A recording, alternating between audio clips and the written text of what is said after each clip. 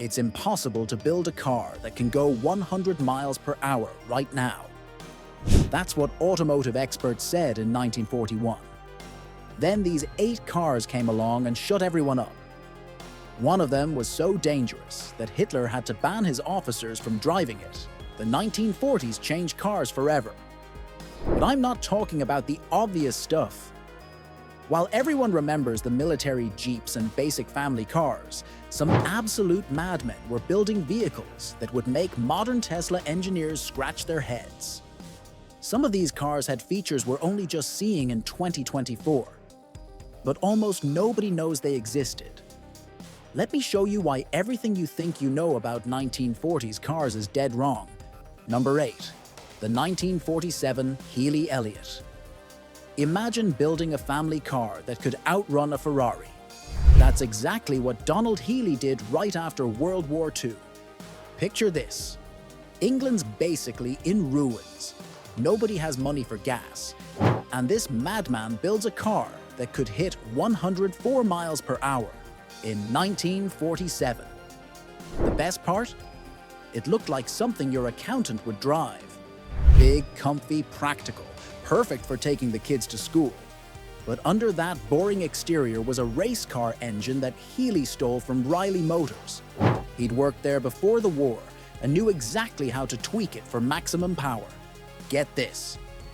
In 1947, the average family car could barely hit 60 miles per hour. The Healey Elliott could do that in second gear. One auto journalist wrote, "It's like finding out your grandmother used to be a ninja."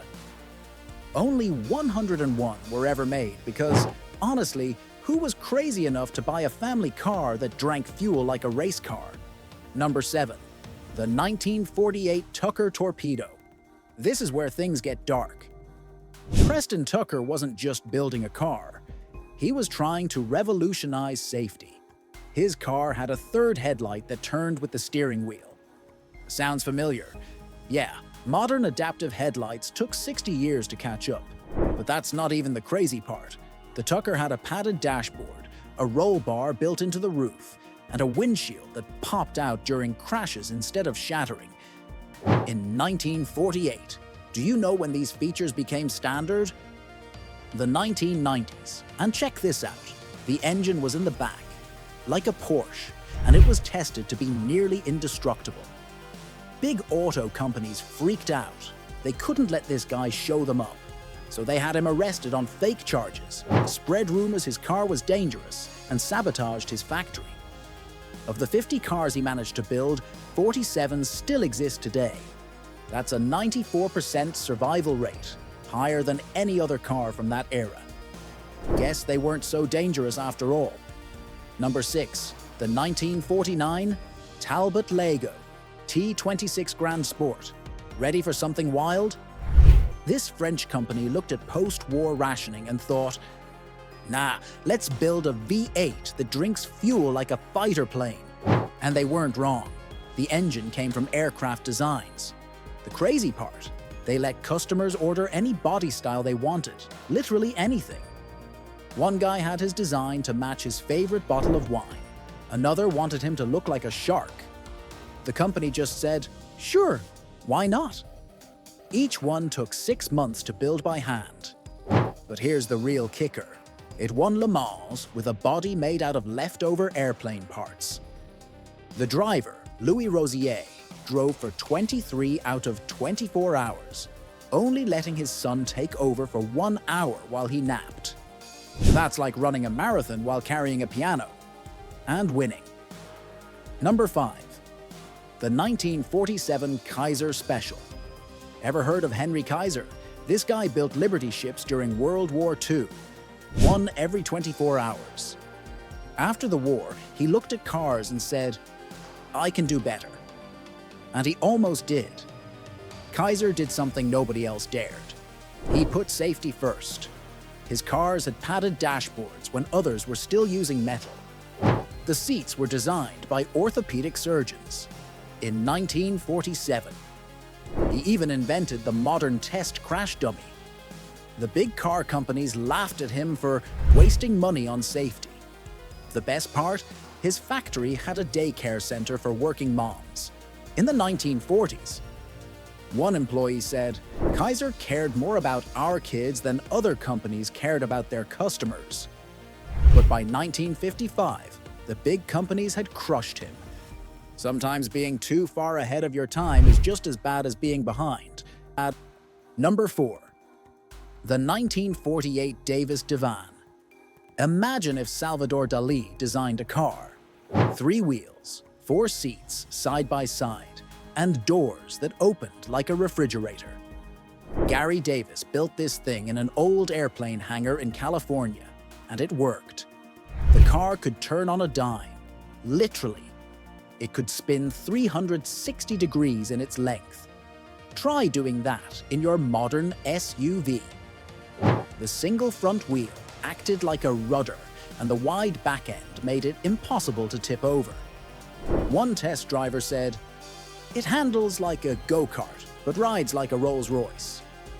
Davis built about 13 of them before getting shut down. Why? His marketing was too good.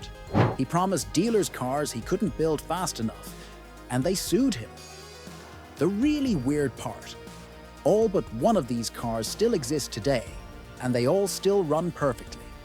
Number 3, the 1949 Saab 92. This is where things get weird. Saab had never built a car before. They made fighter jets. So when they decided to make a car, they did it like they were building a plane. They tested it in a wind tunnel for 198 hours in 1949. Most car companies didn't even know what a wind tunnel was.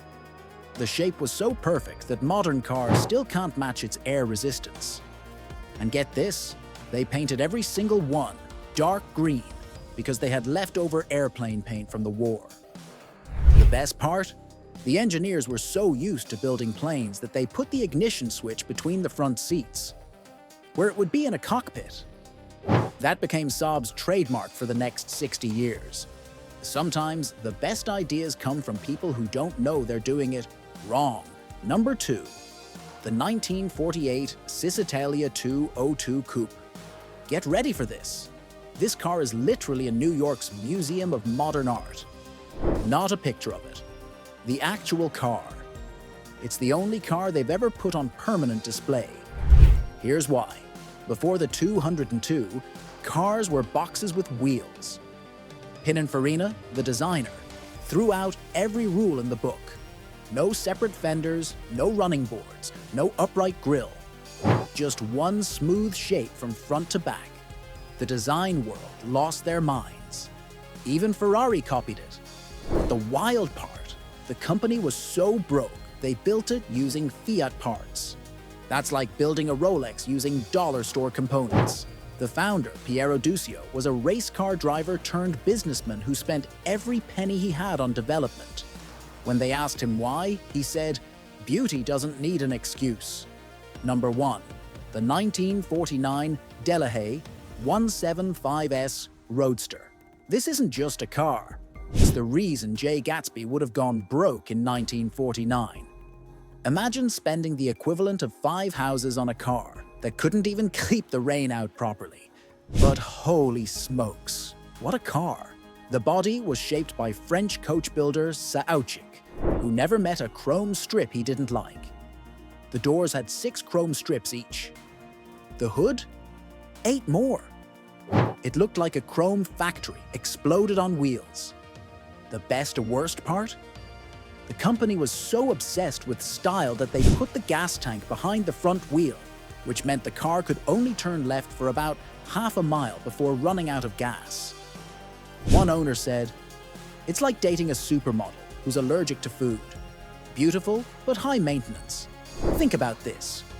While most people were still trying to get basic transportation after World War II, these absolute madmen were building cars that would make modern designers jealous.